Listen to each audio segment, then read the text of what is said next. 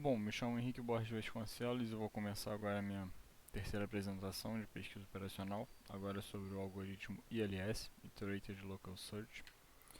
E bom, o artigo que eu vou apresentar, vou falar sobre, vai ser o Unimprovement Iterated Local Search Algorithm for the Static Partial Reposition Program Bike Sharing System, escrito por esses autores aí, que eu não vou me desafiar a falar em chinês, e publicado no Journal of Advanced Transportation em novembro de 2020. E bom, qual é o objetivo desse artigo? O objetivo é otimizar a distribuição de bicicletas num sistema de compartilhamento de bicicletas. Um sistema de compartilhamento de bicicletas seria um desses sistemas que alguns municípios implementam, de colocar estações e os cidadãos podem alugar bicicletas, ou dependendo da política, simplesmente pegar a bicicleta, né? Tem certos municípios em que é gratuito. E, e aí depois tem que deixar em outra estação, né? Isso pode acabar, conforme as pessoas vão usando, deixando estações superlotadas e estações com poucas bicicletas, né? Acabando um desequilíbrio, e a prefeitura tem que dar um jeito de redistribuir essas bicicletas. E esse artigo propõe um algoritmo para tentar otimizar essa redistribuição, diminuindo o tempo de operação, né, dessa coleta e distribuição, e aproximando o número de bicicletas em cada estação de um número satisfatório. Os sistemas de compartilhamento de bicicleta, eles têm aumentado sua popularidade, e os municípios têm tido mais interesse, porque para grandes centros urbanos é uma proposta muito boa de diminuir tanto a poluição quanto os problemas de trânsito, né?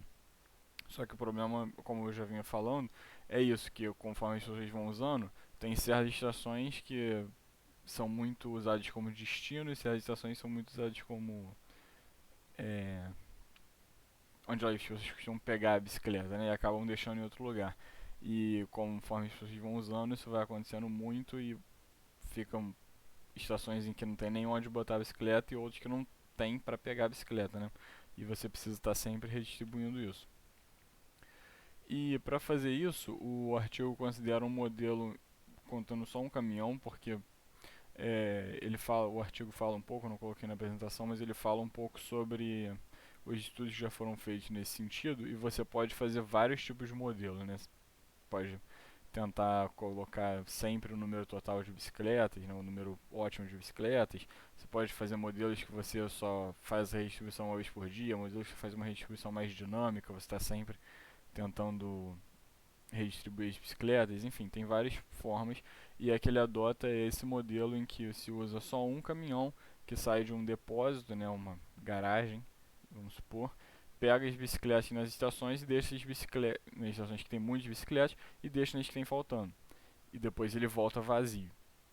E o objetivo não é necessariamente manter um equilíbrio completo. Tem modelos que eles tentam manter sempre no número ótimo, mas esse é tentar manter um nível satisfatório de maneira geral. E, bom, depois que o caminhão deixa todas as bicicletas, ele volta vazio para o depósito. E aí, para modelar a demanda das estações, o artigo considera que, se a demanda for maior do que zero, aquela estação é definida como pickup station, ou seja, está sobrando bicicleta e pode prover bicicletas para os outros. Se for menor do que zero, então ela é definida como delivery station e precisa receber bicicletas. Se for igual a zero, ela não vai ser considerada porque ela já está balanceada, né? Ela não está precisando nem está sobrando. E, bom, aqui ele está falando um pouco mais sobre o modelo, né?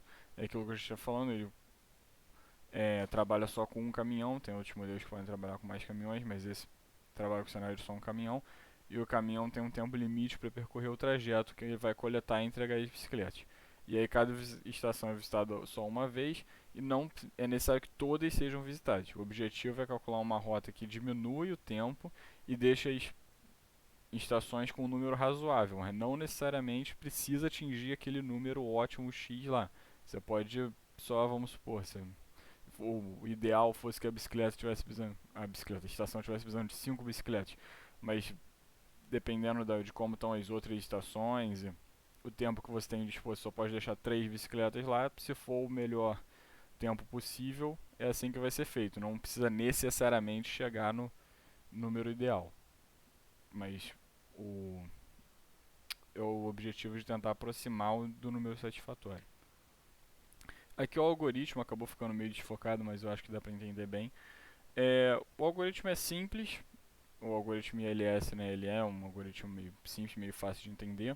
O que o artigo propõe como uma novidade assim ao algoritmo ILS é essa parte do adjustment, que eu vou falar com um pouco mais de detalhe mais à frente. Mas então, falando sobre o algoritmo, tá, o pseudocódigo aí, ele inicia com uma solução S0, aí depois inicia os valores, né?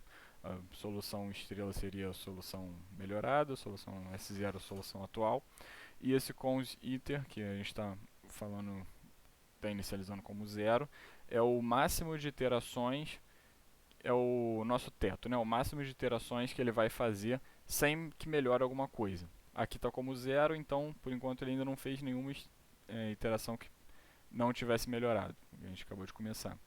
E aí a gente começa, né, as repetições. Vai o while cons iter menor ou igual a max cons iter, que é o nosso teto. Ou seja, enquanto ele não atingiu o teto de iterações sem obter melhora, ele vai se repetir. Aí ele faz a busca local, que a gente vai ver com um pouco mais de detalhe. Depois que ele faz a busca local, ele faz uma rodada de ajuste. Se melhorou, aí ele atualiza a solução melhor e zera o tempo de iterações sem melhora, né?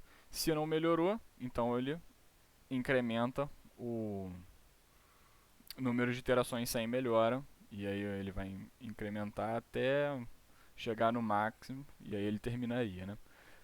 Bom, depois que ele termina a parte de busca local, ele vai para a parte de perturbação, né? Porque como a gente viu em aula, o algoritmo ILS ele é feito em duas etapas. Primeiro ele faz uma busca local e depois, para tentar fugir dos é, ótimos locais, ele faz uma perturbação, que vamos supor joga ele para uma outra cavidade, né? Se a gente estivesse falando de um gráfico, tenta jogar ele para outro lugar do gráfico, assim, supondo que esteja falando de um gráfico, e ele vai fazer uma outra busca local, enfim, para tentar fugir de ótimos locais e tentar alcançar o ótimo global.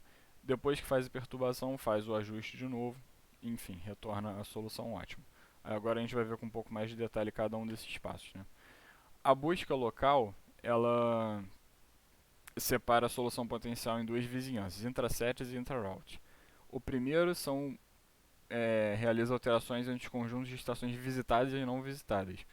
Já o intraroutes é só dentro da rota, ou seja, ele não considera as estações que não são visitadas. Como a gente falou lá no começo, se as estações já estão balanceadas, elas não são consideradas. Mas aqui, para fazer as alterações e procurar a busca local, a gente considera elas nos intraset, não nos intraroutes.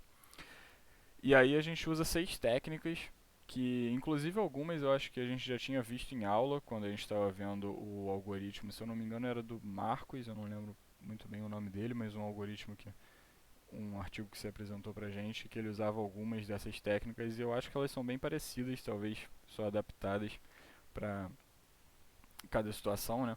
Mas as 6 técnicas são swap, insertion, delete, exchange, to-opt e reinsertion. Sendo que a swap, insertion e delete são usados só nos intrasets, que é aquele que considera as estações não visitadas, e o exchange, to-opt e reinsertion são usados nos intraroutes, que considera só a rota que a gente está trabalhando. E aí aqui eu não coloquei com detalhe, eu vou falar um pouco de algumas dessas técnicas no próximo slide, mas eu não coloquei com detalhe todas elas, mas são basicamente pequenas técnicas que vai mudando, fazendo pequenas alterações ali na vizinhança para tentar melhorar a solução. Às vezes você tira de um lugar e coloca, tira uma estação de um lugar e coloca na outra, ou troca duas estações de lugar, ou enfim, tem várias cada técnica aí. Ele explica melhor no artigo, não coloquei porque a gente já tinha visto em aula e achei que ia ficar muito extenso. E agora na parte da perturbação, por exemplo, vai falar um pouco, é um pouquinho diferente, né? Mas a ideia da técnica é a mesma. E aí na etapa de perturbação, que é aquela alteração que a gente faz um pouco mais forçada, assim, para fugir de um lugar e ver se a gente encontra o ótimo global, né? Tentar fugir de ótimos locais, são usadas 4 técnicas: swap, insertion, exchange e reinsertion. No swap, uma estação da rota é selecionada aleatoriamente, trocada com uma estação não visitada pelo caminhão, ou seja, ele pega uma estação da rota, pega uma estação que está balanceada, troca e, enfim, fazer a perturbação e depois fazer a busca local. No insertion, uma estação não visitada é selecionada aleatoriamente e inserida na rota. O exchange seleciona duas estações adjacentes da rota e troca por duas estações adjacentes que também estão na rota.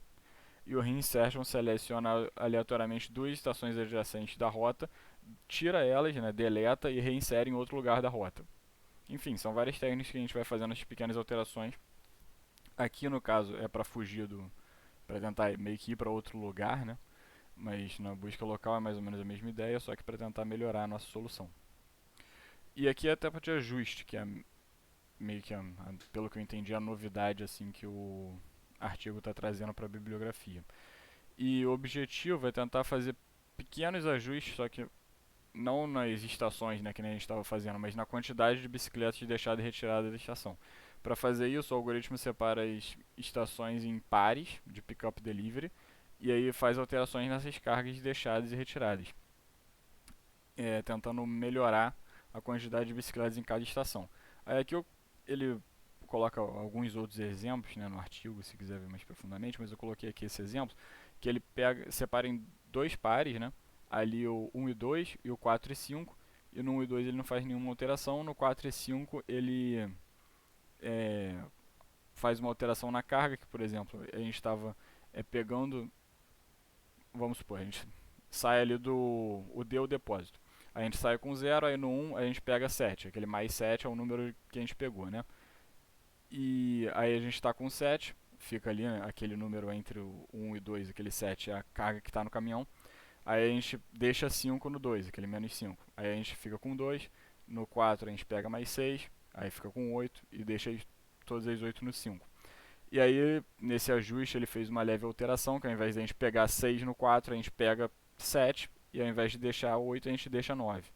Enfim, ele vai pegando esses pares e vai fazendo esses pequenos ajustes na carga e para tentar melhorar. Esses ajustes são baseados na necessidade de cada estação. Vamos supor, talvez fosse melhor para o 4 que ao invés dele pegar só 6, ele pegasse 7. Aí ele vê, mas eu posso pegar 7 aqui, não vai ter problema deixar mais um no 5. Então ele vai pegando esses pares e vai fazendo esses pequenos cálculos para otimizar sem alterar a ordem das estações e tal, né? Só vendo se dá para fazer isso só com a carga.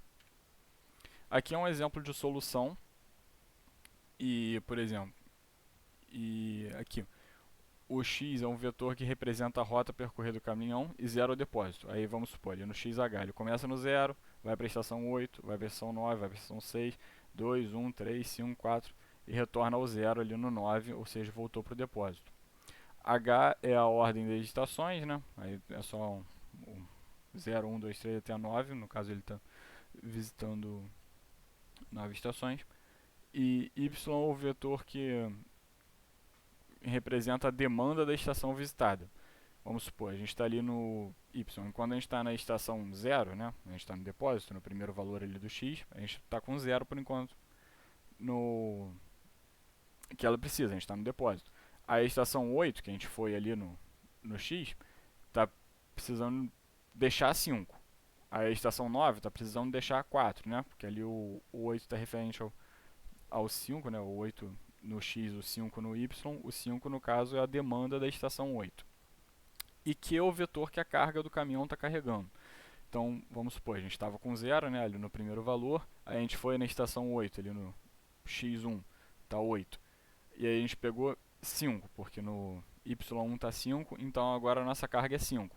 Aí no próximo passo, a gente vai na estação 9 e vai pegar 4, nossa carga vai ficar 9. Ou seja, o Q2 está 9. Aí a gente no quarto passo, né, no passo H3, a gente vai na estação 6, deixa 6 bicicletas, porque a demanda dela era menos 6. E aí a gente vai ficar com 3. Ou seja, no final vai dar 0, porque ele retorna vazio para o depósito, por isso que ali 9 está tudo 0. Aqui falar um pouco dos resultados, e aqui a gente vai ter 3 tabelas, né? Ele faz algumas comparações entre o próprio algoritmo, né? Como o ajuste melhora ou não. Essas comparações eu não coloquei porque eu achei que ia ficar muito inchada a apresentação, porque era muita coisa, mas se alguém quiser ver, é só ir lá no artigo, é bastante denso nessa parte. E ele está comparando com esse Lingo, que é um outro algoritmo existente na bibliografia também nesse modelo, que tem vários algoritmos, mas tem variações de modelo, né, como eu estava falando. Esse é o que mais se aproxima do modelo que ele está trabalhando. E a gente vai ver que ele supera o Lingo quase que de maneira geral. Aqui a gente vai ter 3 tabelas e o que vai mudar é o tempo limite que ele coloca, né? É que ele chama de time constraint. Aqui ele está trabalhando com 14.400 segundos. E aí dá pra ver que o Lingo ele até consegue empatar e ali na terceira ele até supera quando a gente está trabalhando com valores menores, né? Esse N é a quantidade de estações que está indo de 30 a 300, mas conforme vai ficando um pouco mais complexo, o algoritmo proposto pelo artigo vai superando ele em tudo e de maneira geral ele é bem superior, né? A gente pode ver ali no Gap Best Gap Average que ele diminui o tempo na maior parte das vezes e conforme a gente for ver aqui nas outras, ele vai diminuir em todas. Todos os valores são negativos porque ele está ganhando do Lingo em praticamente tudo. E conforme vai ficando um pouco mais complexo, ele vai dando mais tempo para o algoritmo trabalhar, ele vai superando ainda mais o Lingo, né? Aqui, por exemplo, a gente está superando em quantias ainda maiores porque ele dá mais tempo para trabalhar do que nos outros dois, né? Os outros dois ele supera também na maior parte das vezes, mas por uma diferença menor. O artigo não chega a dizer isso, mas eu suponho que seja porque como ele faz esse lance do ajuste, isso requer um trabalho computacional um pouco mais puxado, né? Ele está fazendo mais coisas, então ele está puxando um pouco mais do esforço computacional. Então eu imagino que isso que signifique que quando você dá mais tempo para ele, ele consegue uma diferença ainda maior, né? Porque ele tem mais tempo para trabalhar o ajuste, enfim, eu imagino que o algoritmo do artigo seja um pouco mais pesado do que esse algoritmo do Lingo, e acho que isso explica como ele funciona melhor com problemas mais complexos, né, conforme a gente for vendo. Quanto mais instâncias vai se trabalhando, ele vai saindo melhor do que o Lingo, e quanto mais tempo se dá, ele sai melhor do que o Lingo também. Aí aqui para finalizar eu coloquei a bibliografia, o link com o artigo, para se alguém quiser ver o nome do artigo, também se procurar no Google acha fácil. Vou colocar o PDF também dos slides do artigo lá no Classroom. E é isso. Muito obrigado. Termino aqui a minha apresentação.